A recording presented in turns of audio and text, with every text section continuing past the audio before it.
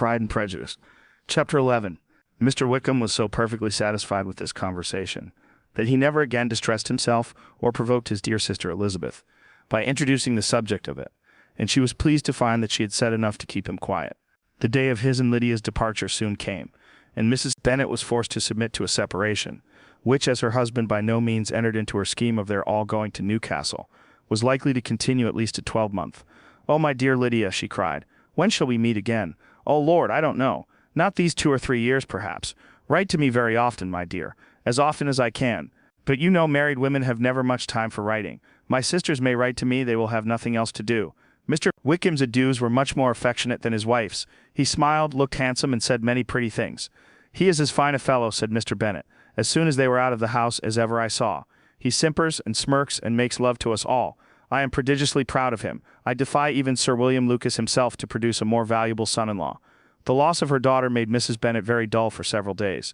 "I often think," said she, "that there is nothing so bad as parting with one's friends. One seems so forlorn without them." "This is the consequence, you see, madam, of marrying a daughter," said Elizabeth. "It must make you better satisfied that your other 4 are single." "It is no such thing. Lydia does not leave me because she is married, but only because her husband's regiment happens to be so far off. If that had been nearer, she would not have gone so soon." But the spiritless condition which this event threw her into was shortly relieved, and her mind opened again to the agitation of hope, by an article of news which then began to be in circulation. The housekeeper at Netherfield had received orders to prepare for the arrival of her master, who was coming down in a day or 2 to shoot there for several weeks. Mrs. Bennet was quite in the fidgets. She looked at Jane and smiled and shook her head by turns. "Well, well, and so Mr. Bingley is coming down, sister," for Mrs. Phillips first brought her the news. "Well, so much the better. Not that I care about it, though. He is nothing to us, you know, and I am sure I never want to see him again. But, however, he is very welcome to come to Netherfield if he likes it. And who knows what may happen. But that is nothing to us. You know, sister, we agreed long ago never to mention a word about it. And so is it quite certain he is coming?" "You may depend on it," replied the other, "for Mrs. Nichols was in Meryton last night. I saw her passing by and went out myself on purpose to know the truth of it. And she told me that it was certain true. He comes down on Thursday at the latest, very likely on Wednesday. She was going to the butcher's, she told me, on purpose to order in some meat on Wednesday, and she has got 3 couple of ducks just fit to be killed." Miss Bennet had not been able to hear of his coming without changing color. It was many months since she had mentioned his name to Elizabeth, but now, as soon as they were alone together, she said, "I saw you look at me today, Lizzie, when my aunt told us of the present report, and I know I appeared distressed. But don't imagine it was from any silly cause. I was only confused for the moment, because I felt that I should be looked at. I do assure you that the news does not affect me either with pleasure or pain. I am glad of one thing, that he comes alone, because we shall see the less of him. Not that I am afraid of myself, but I dread other people's remarks." Elizabeth did not know what to make of it. Had she not seen him in Derbyshire, she might have supposed him capable of coming there with no other view than what was acknowledged, but she still thought him partial to Jane, and she wavered as to the greater probability of his coming there with his friend's permission, or being bold enough to come without it. Yet it is hard, she sometimes thought, that this poor man cannot come to a house which he has legally hired without raising all this speculation. I will leave him to himself, in spite of what her sister declared, and really believed to be her feelings. In the expectation of his arrival, Elizabeth could easily perceive that her spirits were affected by it. They were more disturbed, more unequal, than she had often seen them. The subject which had been so warmly canvassed between their parents, about a 12-month ago, was now brought forward again. "As soon as ever Mr. Bingley comes, my dear," said Mrs. Bennet. "You will wait on him, of course." "No, no. You forced me into visiting him last year, and promised if I went to see him, he should marry one of my daughters. But it ended in nothing, and I will not be sent on a fool's errand again." His wife represented to him how absolutely necessary such an attention would be from all the neighboring gentlemen, on his returning to Netherfield. "'Tis an etiquette I despise," said he. "If he wants our society, let him seek it. He knows where we live. I will not spend my hours in running after my neighbors every time they go away, and come back again." "Well, all I know is that it will be abominably rude if you do not wait on him. But, however, that shan't prevent my asking him to dine here. I am determined. We must have Mrs. Long and the Gouldings soon. That will make 13 with ourselves, so there will be just room at table for him." Consoled by this resolution, she was the better able to bear her husband's incivility, though it was very mortifying to know that her neighbors might all see Mr. Bingley in consequence of it, before they did. "As the day of his arrival drew near, I begin to be sorry that he comes at all," said Jane to her sister. "It would be nothing. I could see him with perfect indifference, but I can hardly bear to hear it thus perpetually talked of. My mother means well, but she does not know. No one can know how much I suffer from what she says. Happy shall I be when his stay at Netherfield is over." "I wish I could say anything to comfort you," replied Elizabeth, "but it is wholly out of my power. You must feel it, and the usual satisfaction of preaching patience to a sufferer is denied me, because you have always so much. Mr. Bingley arrived. Mrs. Bingley arrived. Mrs. Bennet, through the assistance of servants, contrived to have the earliest tidings of it, that the period of anxiety and fretfulness on her side might be as long as it could. She counted the days that must intervene before their invitation could be sent, hopeless of seeing him before. But on the third morning after his arrival in Hertfordshire, she saw him from her dressing-room window enter the paddock and ride towards the house. Her daughters were eagerly called to partake of her joy. Jane resolutely kept her place at the table, but Elizabeth, to satisfy her mother, went to the window. She looked, she saw Mr. Darcy with him, and sat down again by her sister. "There is a gentleman with him, mamma," said Kitty. "Who can it be? Some acquaintance or other, my dear, I suppose. I am sure I do not know." "La," replied Kitty, "it looks just like that man that used to be with him before. Mr. What's his name? That tall, proud man. Good gracious, Mr. Darcy!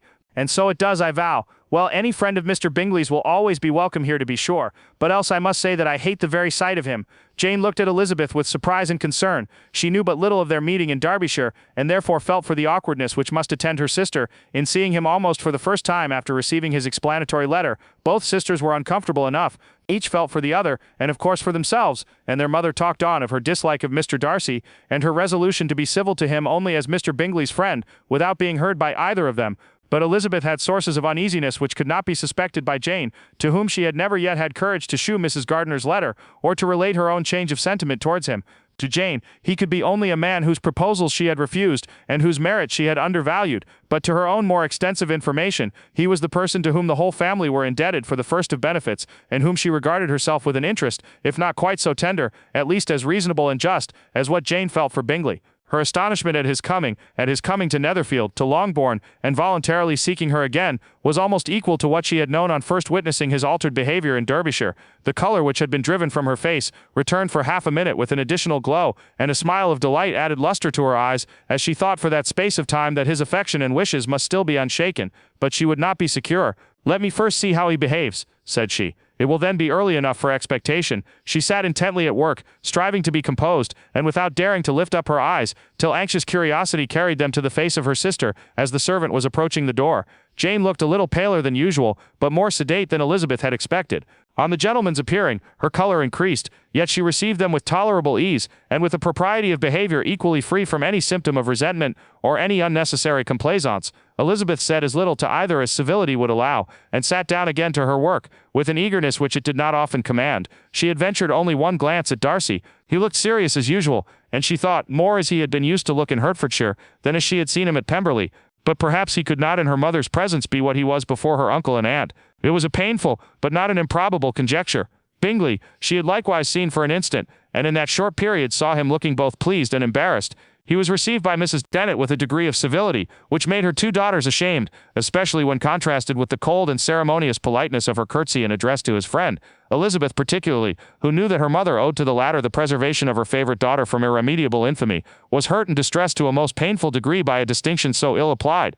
Darcy, after inquiring of her how Mr. and Mrs. Gardiner did, a question which she could not answer without confusion, said scarcely anything. He was not seated by her. Perhaps that was the reason of his silence, but it had not been so in Derbyshire. There he had talked to her friends when he could not to herself.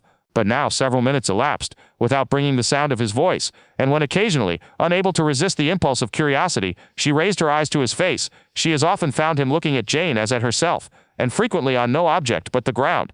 More thoughtfulness, and less anxiety to please than when they last met, were plainly expressed.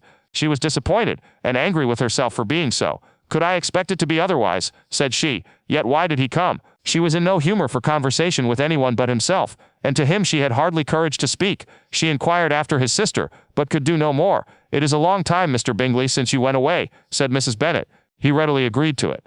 "I began to be afraid you would never come back again. People did say you meant to quit the place entirely at Michaelmas, but however, I hope it is not true. A great many changes have happened in the neighborhood since you went away. Miss Lucas is married and settled, and one of my own daughters. I suppose you have heard of it. Indeed, you must have seen it in the papers. It was in the Times and the Courier, I know, though it was not put in as it ought to be. It was only said lately George Wickham escaped to Miss Lydia Bennet, without there being a syllable said of her father, or the place where she lived, or anything. It was my brother Gardiner's drawing up too, and I wonder how he came to make such an awkward business of it. Did you see it?" Bingley replied that he did, and made his congratulations. Elizabeth dared not lift up her eyes. How Mr. Darcy looked, therefore, she could not tell. "It is a delightful thing, to be sure, to have a daughter well married," continued her mother. But at the same time, Mr. Bingley, it is very hard to have her taken such away from me. They are gone down to Newcastle, a place quite northward it seems, and there they are to stay, I do not know how long. His regiment is there, for I suppose you have heard of his leaving the shire, and of his being gone into the regulars. Thank heaven, he has some friends, though perhaps not so many as he deserves. Elizabeth, who knew this to be levelled at Mr. Darcy, was in such misery of shame that she could hardly keep her seat. It drew from her, however, the exertion of speaking, which nothing else had so effectually done before, and she asked Bingley whether he meant to make any stay in the country at present. A few weeks, he believed. When you have killed all your own birds, Mr. Bingley, said her mother, I beg you will come here and shoot as many as you please on Mr. Bennet's manor. I am sure he will be vastly happy to oblige you, and will save all the best of the coveys for you. Elizabeth's misery increased at such unnecessary, such officious attention, were the same fair prospect to arise at present, as had flattered them a year ago. Everything, she was persuaded, would be hastening to the same vexatious conclusion. At that instant she felt that years of happiness could not make Jane or herself amends for moments of such painful confusion. The first wish of my heart, said she to herself, is never more to be in company with either of them. Their society can afford no pleasure that will atone for such wretchedness as this. Let me never see either one or the other again. Yet the misery, for which years of happiness were to offer no compensation, received soon afterwards material relief, from observing how much the beauty of her sister rekindled the admiration of her former lover. When first he came in, he had spoken to her but little, but every 5 minutes seemed to be giving her more of his attention. He found her as handsome as she had been last year, as good-natured, and as unaffected, though not quite so chatty. Jane was anxious that no difference should be perceived in her at all, and was really persuaded that she talked as much as ever. But her mind was so busily engaged that she did not always know when she was silent. When the gentlemen rose to go away, Mrs. Bennet was mindful of her intended civility, and they were invited and engaged to dine at Longbourn in a few days' time. You are quite a visit in my debt, Mr. Bingley, she added, for when you went to town last winter, you promised to take a family dinner with us as soon as you returned. I have not forgot, you see, and I assure you I was very much disappointed that you did not come back and keep your engagement. Bingley looked a little silly at this reflection, and said something of his concern at having been prevented by business. They then went away.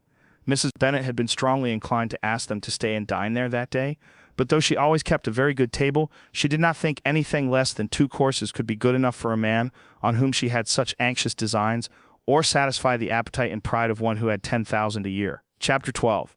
As soon as they were gone, Elizabeth walked out to recover her spirits, or in other words, to dwell without interruption on those subjects that must deaden them more. Mr. Darcy's behavior astonished and vexed her. Why, if he came only to be silent, grave, and indifferent, said she, did he come at all? She could settle it in no way that gave her pleasure. He could be still amiable, still pleasing, to my uncle and aunt when he was in town, and why not to me? If he fears me, why come hither? If he no longer cares for me, why silent? Teasing man, I will think no more about him. Her resolution was for a short time involuntarily kept by the approach of her sister, who joined her with a cheerful look which shewed her better satisfied with their visitors than Elizabeth. Now, said she, that this first meeting is over, I feel perfectly easy. I know my own strength, and I shall never be embarrassed again by his coming. I am glad he dines here on Tuesday. It will then be publicly seen that on both sides we meet only as common and indifferent acquaintance. Yes, very indifferent indeed, said Elizabeth laughingly. Oh, Jane, take care. My dear Lizzie, you cannot think me so weak as to be in danger now. I think you are in very great danger of making him as much in love with you as ever. They did not see the gentleman again till Tuesday, and Mrs. Bennet, in the meanwhile, was giving way to all the happy schemes which the good humour and common politeness of Bingley, in half an hour's visit, had revived. On Tuesday there was a large party assembled at Longbourn, and the two who were most anxiously expected, to the credit of their punctuality as sportsmen, were in very good time. When they repaired to the dining-room, Elizabeth eagerly watched to see whether Bingley would take the place, which in all their former parties had belonged to him, by her sister. Her prudent mother, occupied by the same ideas, forbore to invite him to sit by herself. On entering the room he seemed to hesitate, but Jane happened to look round and happened to smile. It was decided. He placed himself by her. Elizabeth, with a triumphant sensation, looked towards his friend. He bore it with noble indifference, and she would have imagined that Bingley had received his sanction to be happy, had she not seen his eyes likewise turned towards Mr. Darcy with an expression of half-laughing alarm. His behavior to her sister was such, during dinner-time, as shewed an admiration of her, which, though more guarded than formerly, persuaded Elizabeth that if left wholly to himself, Jane's happiness and his own would be speedily secured. Though she dared not depend upon the consequence, she yet received pleasure from observing his behavior. It gave her all the animation that her spirits could boast, for she was in no cheerful humour. Mr. Darcy was almost as far from her as the table could divide them. He was on one side of her mother. She knew how little such a situation would give pleasure to either, or make either appear to advantage. She was not near enough to hear any of their discourse, but she could see how seldom they spoke to each other, and how formal and cold was their manner whenever they did. Her mother's ungraciousness made the sense of what they owed him more painful to Elizabeth's mind, and she would at times have given anything to be privileged to tell him that his kindness was neither unknown nor unfelt by the whole of the family. She was in hopes that the evening would afford some opportunity of bringing them together, that the whole of the visit would not pass away without enabling them to enter into something more of conversation than the mere ceremonious salutation attending his entrance. Anxious and uneasy, the period which passed in the drawing-room before the gentlemen came was wearisome and dull to a degree that almost made her uncivil. She looked forward to their entrance as the point on which all her chance of pleasure for the evening must depend. "If he does not come to me, then," said she, "I shall give him up forever." The gentleman came, and she thought he looked as if he would have answered her hopes. But alas! The ladies had crowded round the table where Miss Bennet was making tea, and Elizabeth pouring out the coffee, in so close a confederacy that there was not a single vacancy near her, which would admit of a chair. And on the gentleman's approaching, one of the girls moved closer to her than ever and said in a whisper, "The men shan't come and part us, I am determined. We want none of them, do we?" Darcy had walked away to another part of the room. She followed him with her eyes, envied every one to whom he spoke, had scarcely patience enough to help anybody to coffee, and then was enraged against herself for being so silly. A man who has once been refused. How could I ever be foolish enough to expect a renewal of his love? Is there one among the sex who would not protest against such a weakness as a second proposal to the same woman? There is no indignity so abhorrent to their feelings. She was a little revived, however, by his bringing back his coffee cup himself, and she seized the opportunity of saying, "Is your sister at Pemberley still?" "Yes, she will remain there till Christmas, and quite alone. Have all her friends left her?" "Mrs. Annesley is with her. The others have been gone on to Scarborough these 3 weeks." She could think of nothing more to say, but if he wished to converse with her, he might have better success. He stood by her, however, for some minutes in silence, and at last, on the young lady's whispering to Elizabeth again, he walked away. When the tea things were removed and the card tables placed, the ladies all rose, and Elizabeth was then hoping to be soon joined by him, when all her views were overthrown, by seeing him fall a victim to her mother's rapacity for whist players, and in a few moments after seated with the rest of the party, she now lost every expectation of pleasure.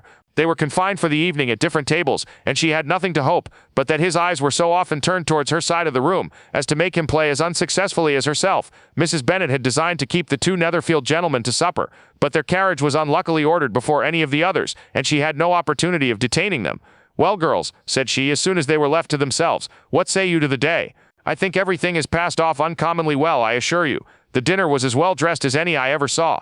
The venison was roasted to a turn, and everybody said they never saw so fat a haunch. The soup was 50 times better than what we had at the Lucases last week, and even Mr. Darcy acknowledged that the partridges were remarkably well done, and I suppose he has 2 or 3 French cooks at least. And my dear Jane, I never saw you look in greater beauty. Mrs. Long said so too, for I asked her whether you did not. And what do you think she said besides, 'Ah, Mrs. Bennet, we shall have her at Netherfield at last'? She did indeed. I do think Mrs. Long is as good a creature as ever lived, and her nieces are very pretty behaved girls, and not at all handsome. I like them prodigiously. Mrs. Bennet, in short, was in very great spirits. She had seen enough of Bingley's behavior to Jane to be convinced that she would get him at last, and her expectations of advantage to her family, when in a happy humor, were so far beyond reason that she was quite disappointed at not seeing him there again the next day to make his proposals. "It has been a very agreeable day," said Miss Bennet to Elizabeth. "The party seems so well selected, so suitable one with the other. I hope we may often meet again." Elizabeth smiled. "Lizzie, you must not do so. You must not suspect me. It mortifies me. I assure you that I have now learnt to enjoy his conversation as an agreeable and sensible young man, without having a wish beyond it. I am perfectly satisfied from what his manners now are, that he never had any design of engaging my affection. It is only that he is blessed with greater sweetness of address, and a stronger desire of generally pleasing than any other man." "You are very cruel," said her sister. "You will not let me smile, and are provoking me to it every moment. How hard it is in some cases to be believed, and how impossible in others. But why should you wish to persuade me that I feel more than I acknowledge? That is a question which I hardly know how to answer. We all love to instruct, though we can teach only what is not worth knowing. Forgive me, and if you persist in indifference, do not make me your confidante.